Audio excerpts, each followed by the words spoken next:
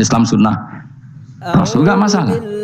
Wong ape yakin bener saiki ya ora ono klarifikasi. Tapi sementing kan kabeh ngomong tentang Islam.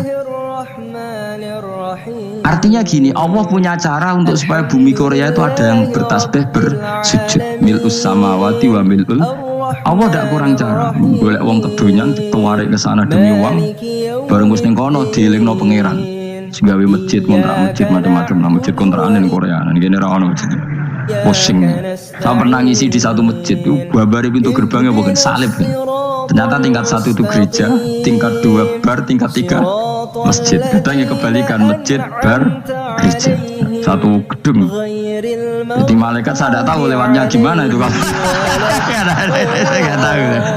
Saya nggak tahu itu cara lewat gimana. Karena malaikat bagian rahmat itu nggak bisa dia lewat salib.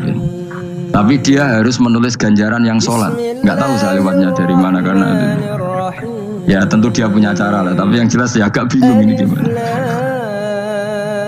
Itu pernah yang tingkat 2 itu bar pas aktif. Ada santri yang ya pekerja imannya pas-pasan. Kalau nanti di Jumatan, kalau bubar pas aktif, wakil wong ayu, meh pada Jumatan. Mereka mau tingkat 2 bar, tingkat 3 masjid. Itu ono khutbah yang barnya tetap main, ada bar yang masjidnya tetap khutbah. Itu masuk bar. Di Jumatan pun yang gini wae.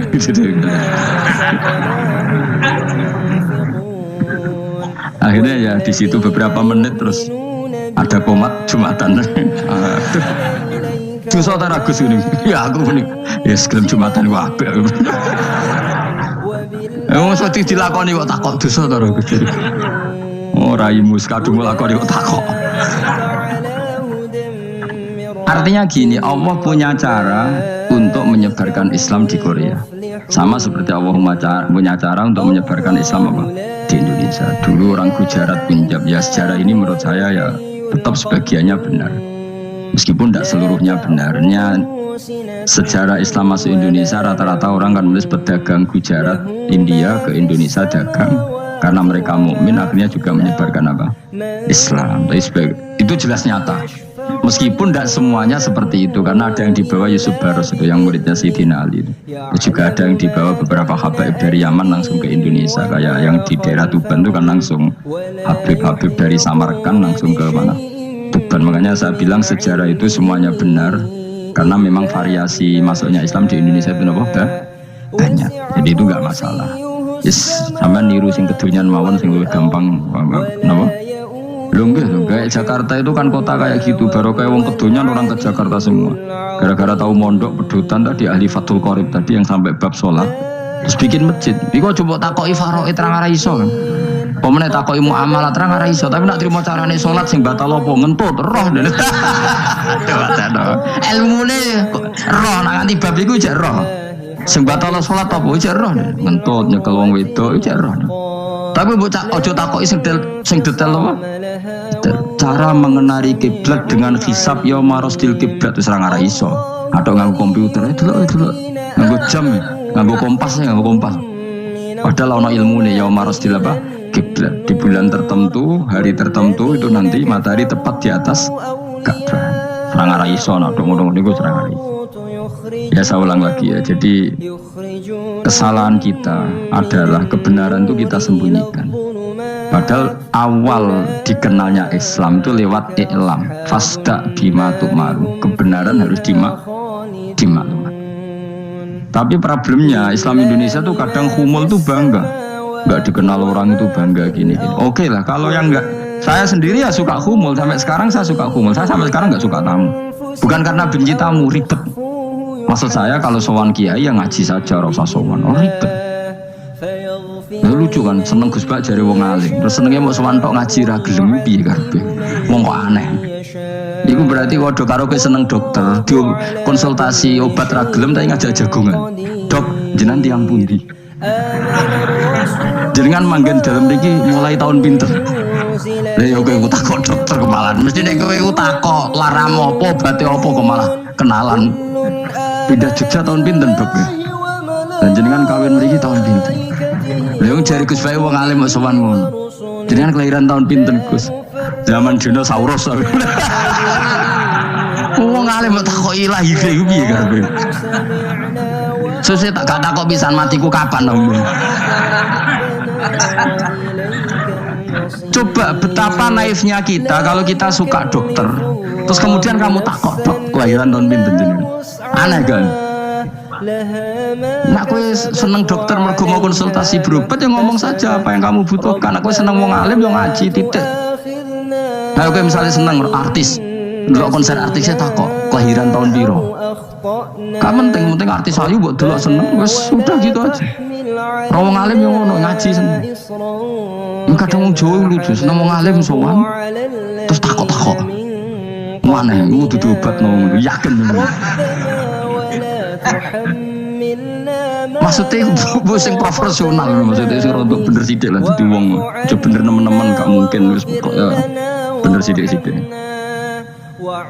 Makanya kemarin ngaji apa Nasoih Libat kan gitu, mujalah satu ulama artinya apa? Fi majlisil ilm, ketika ngaji. Ora kok mujalah satu ulama utawa sowan matekno wong ini terjodoh. Kalau termasuk kiai yang kampanye ini, kalau termasuk kiai terkenal tapi sing tamu kula rapati kathah, gue jaga masyaallah tenan wis.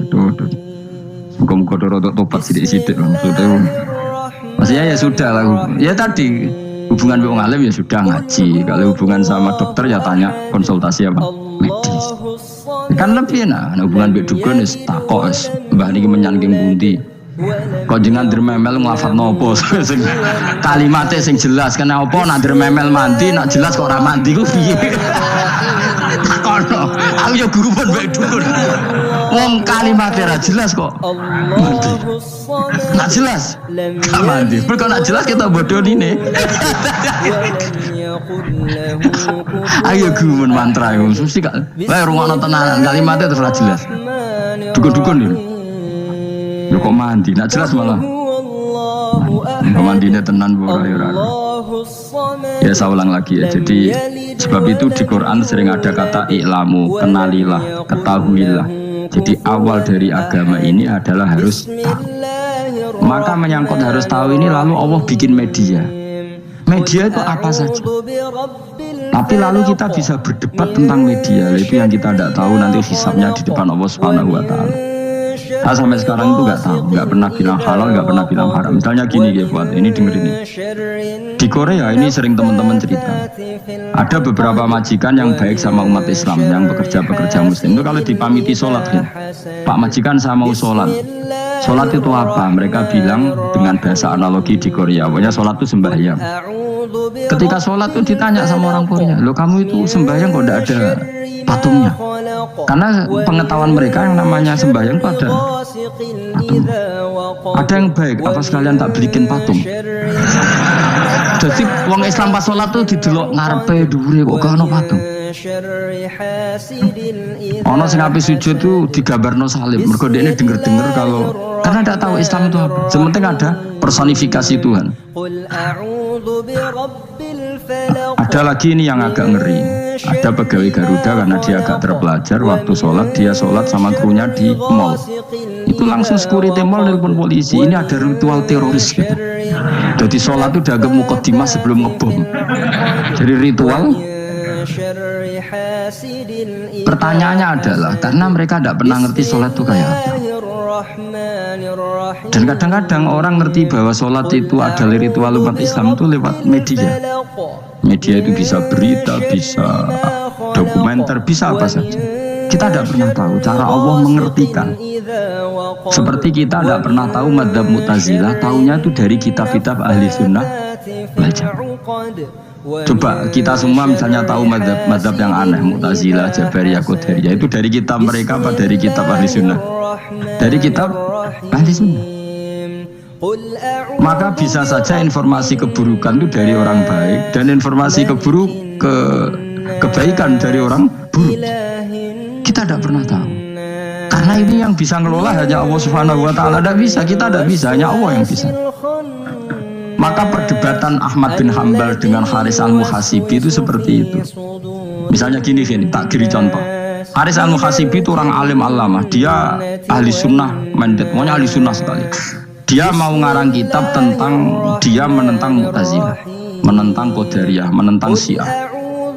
Terus setelah mau ngarang kitab, ditanya sama Imam Ahmad, ya Haris, kalau kamu ngeritik Mu'tazilah, awalnya gimana caranya kalau ngarang kitab? Ya saya cerita pendapat mereka dulu, lalu saya saya tentang. Imam Ahmad guyu-guyu. Bukankah setelah kamu cerita madzhab mereka plus argumentasi mereka, jangan-jangan pembacanya sudah tertarik. Pas kamu nentang, kamu sudah dianggap gawe-gawe. Karena kadung tertarik.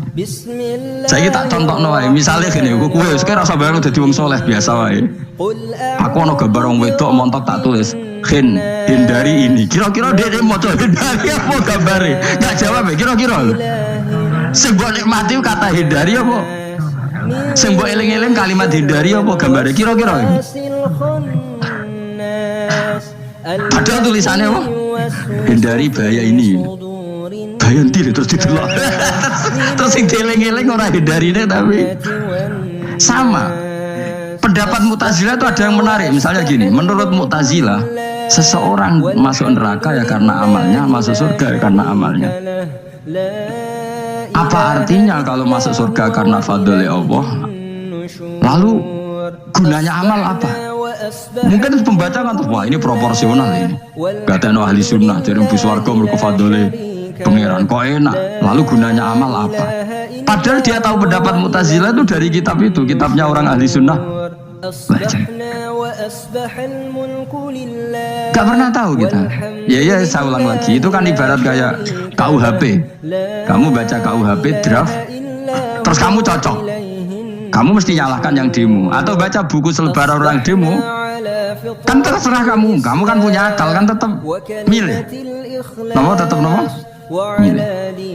Problemnya kata Imam Ahmad itu, ketika kamu menceritakan pendapat Mu'tazilah, bisa-bisa orang itu kadung tertarik. Ketika mulai kamu tentang, orang itu gak tertarik sama penentangan kamu. Berarti kamu ikut menyebarkan Mu'tazilah. Sama seperti tadi, gambar perempuan yang agak jorok tadi, sebetulnya tak tulisi kata hindari. Padahal Rukhirus gak tahu eling wong wedok, gara-gara tak kei gambar hindari bahaya ini malah jadi eling. Orang eling tulisannya eling. Nah hakikat saya ini penyebar kata hindari apa penyebar gambar itu? Coba. Lalu status saya ini pengedar gambar itu apa pengedar kata hindari? Iya yang mengedarkan kata hindari, tapi yang mengedarkan. Nah sama sekarang pertanyaannya, kalau kamu ngarang kitab anti Mu'tazilah, itu sebenarnya pengedar mazhab Mu'tazilah apa penentang? Ya pengedar juga, karena umat tahu dari kitab kamu. Contoh ya. Nah ya mulane itu jadi perdebatan, kok kaya iya kaya ora. Juga tuh kali gini misalnya, kamu jangan milih presiden yang dari militer, itu pasti keras, tegas, terus kaku. Ternyata pembaca itu wataknya militer, lu cari yang begini, pusing kan kamu? Agak suka presiden sipil, gak tegas. Padahal kamu nulis itu untuk menggiring orang milih presiden. Jangan milih yang militer, pasti tegas, gak demokratis, gak nerima pendapat. Ternyata pembacanya suka saya punya pemimpin yang tegas. Habis kamu kan? Yang tahu hati orang itu siapa? Makanya ketika kitab ahli sunnah dipenuhi dengan cerita-cerita madzhab Mu'tazilah, itu sebetulnya kamu itu pengedar apa penentang? Itu pertanyaan Ahmad bin. Akhirnya Imam Haris Al-Muhasibi bilang gini, enggak, maksud jenengan itu ngelarang apa dukung, pokoknya mangkel. Dari Imam Haris, aku pokoknya ngomong ngono ae pokoknya. Terus akhirnya Imam Yus nangoten kita arah jenengan boten sedo ngarang. Makanya Haris Al-Muhasibi akhirnya enggak mengarang kita. Dia sebenarnya pernah rencana Kitabul Firaq fil Islam, dia mau ngarang kitab kelompok-kelompok dalam ya, coba mau apa ya? Misalnya kamu bela tahlil, nasibnya juga seperti itu. Hujahnya tahlil ini terus hujahnya penentang tahlil. Yang bisa mengendalikan pikiran pembaca siapa? Ternyata dia tertarik sama pikiran penentang. Lucunya yang menceritakan kamu pengagum tahlil. Kan tidak pernah tahu. Mana nak cari ceritanya Bangun itu lucu. Bangun itu mondok Lirboyo. Itu di Bandar Kidul akeh wong ayu. Itu dulu babanya Mbah Mun itu ada yang suka orang sana sampai nikah orang sana juga pulang ke sarang. Itu diantara mbah-mbahnya Mbah Mun. Suka perempuan sana terus nikah sana nggak pernah pulang ke sarang. Mbah Mun itu lahir dari adiknya, pokoknya dari keluarga, dari saudara yang nggak pernah pulang dari Bandar. Diwasiati mun nak mondok ujo geman dolan ning Bandar Kidul. Wah, akeh wong akhir malah penasaran. Justru kalimat itu yang menjadikan maksudnya aku ayune nganti sepiro kok nganti mbahku katut kan malah akhirnya penasaran. Lare kata Mbah Mun tak angen-angen bener Imam Ahmad bin Hambal. Maksudnya itu kalimat itu pancen ribet. Kalimat itu ribet pancen. Coba milih mana coba. Jom ojo geman moro pasar opo lah nang daerah kono. Ono opo? Bahaya kan. Gara-gara kamu melafatkan itu malah orang penasaran. Di sana ada bareng delok ning ngono ya terus mulai tak ora. Nah, makanya pertanyaannya pengarang buku juga kena hisab karena sebetulnya apa yang dia tentang orang lain menjadi tahu karena ceritanya dia. Coba kamu ngarang kitab saja yang anti Syiah atau anti Mu'tazilah atau anti Murji'ah atau anti otoritarian, mesti pembaca itu nggak bisa kamu kendalikan. Nah, itu juga rawan hisab, makanya berat. Walatus aluna yauma idzin anin naim, semua itu nanti dimintai tanggung jawab oleh Allah Subhanahu wa ta'ala. Karena kita tidak pernah tahu. Akhirnya Hasan Muhasibi gak ngarang kitab. Imam Ahmad itu tidak punya karangan kecuali riwayat Musnad Ahmad bin Hambal. Kalau ada 14 juz, dia tidak punya karangan. Ketika ditanya, saya takut membuat hal baru dalam Islam. Karena karangan itu kan mesti melogikakan hukum. Sementara Allah tuh kadang nggak butuh dijustifikasi seperti itu. Jadi cara kitab usul fikih ini sama tak beda. Mungkin nggak Allah menyuruh kamu ngangkat gunung Merapi tanpa alat? Nggak, jawab saja. Latihan pinter. Mungkin nggak Allah menyuruh kamu disuruh ngangkat gunung Merapi? Mungkin nggak? Mungkin apa enggak? Nah, itu ulama usul fikih berdebat. Ada mengatakan tidak mungkin. Karena Allah tidak akan memerintahkan sesuatu yang tidak dimampui mukhatab, yang tidak dimampui masuk akal. Kaul kedua mengatakan mungkin. Butuhe Allah itu mau wong muni yo tok nurut. Senajan to gak mungkin. Ayo Hen, Gunung Merapi angkat Hen. Nggih Gusti, siap. Langsung melayu moro. Kowe Allah wis seneng wah nurute iki. Tapi ya kemungkinan cek goblok ora takok sik. Kita kan tidak pernah tahu, makanya ulama ini debat.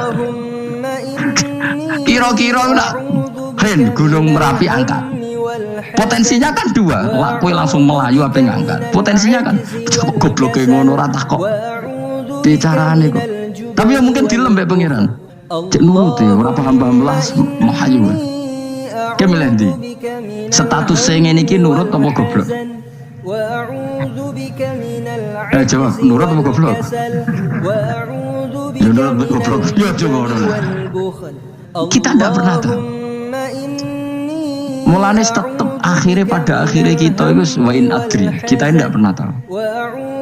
Tapi kita tahu bahwa semua ada hikmahnya. Makanya kadang orang alim itu bilang saya alim, kadang bilang saya tidak tahu. Maksudnya kita tahu Allah memerintahkan pasti ada hikmahnya, tapi kita tidak tahu maksudnya. Ya sudah seperti ini, akhirnya dunia ya sudah seperti ini. Ya kadang ngerti, kadang nggak ngerti, ya sudah biasa ya. Kalau kita tak tahu isi urip orang, mungkin jawab muniran roh itu nyatane yo koyo roh. Munir roh yo ora roh nak mati. Lan sudah. Kadang takoki sesuk iku jeng yo ziarah nggih, Mbah. Tapi kadang mau alam, Mbah, insyaallah. Ya karena memang dia enggak pernah tahu. Karena apa ya? Serahkan diterangno. Lan kula niku gadah kitab-kitab perdebatan ulama, nak gejol-gejolkan ngoten niku. Saya ulang lagi ya. Kalau kamu mengarang kitab menentang pendapat Mu'tazilah, itu artinya kamu menceritakan pendapat Mu'tazilah, lalu menyebarkan kesalahan mereka. Pertanyaannya, pembaca pertama kali tahu pendapat Mu'tazilah gara-gara cerita kamu. Itu sama.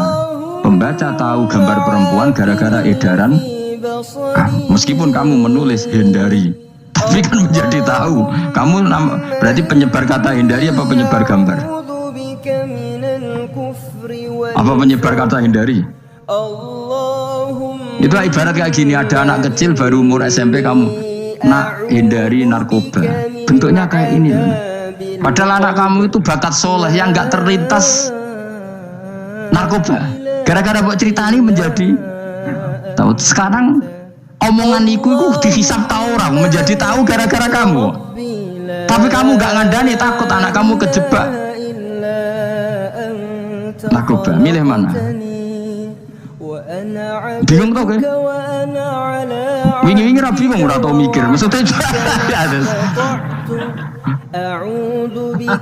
aku ya gumun, wong ora tau mikir ya udah urip.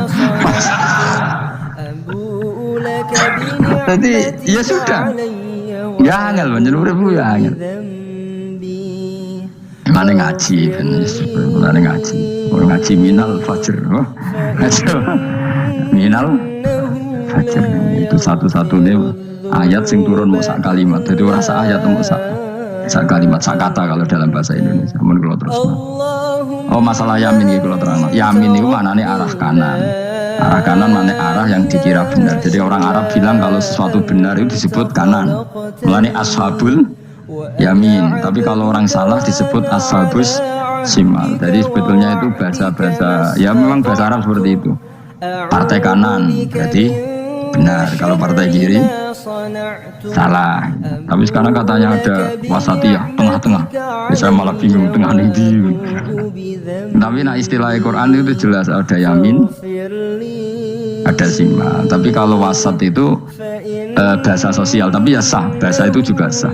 Wong nopo sebut ini umat wasatol litakunu syuhada nopo. Wa kadzalika ja'alnakum ummatan wasatan.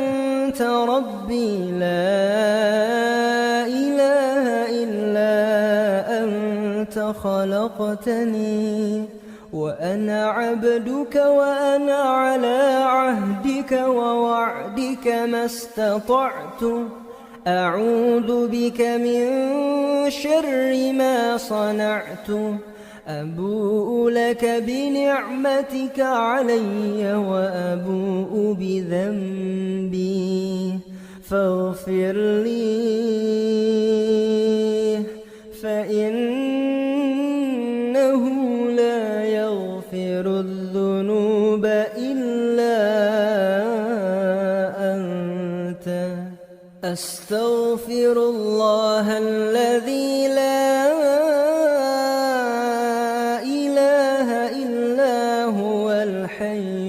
القيوم وأتوب إليه أستغفر الله